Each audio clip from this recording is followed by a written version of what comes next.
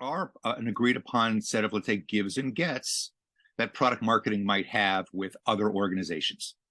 And how do you put those into effect? How do you maintain them? How do you maintain the cadence?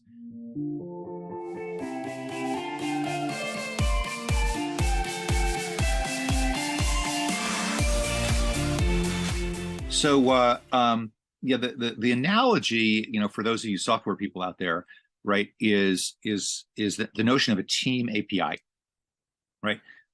It's a little geeky, right? But if we're in technology, it's probably not a bad thing to understand.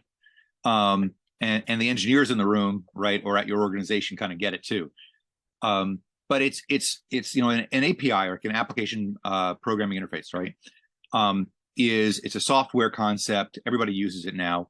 And literally it's how two or more software pieces talk, right, to each other.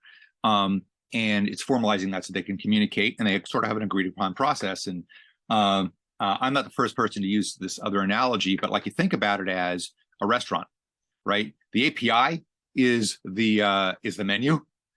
The transport is the waiter. And both the customer and the kitchen agree to work by it, right? So waiter takes the API, customer makes an order, waiter transports the order to the kitchen makes it, right, particular way, waiter brings it back out, right? There's this agreed upon transport.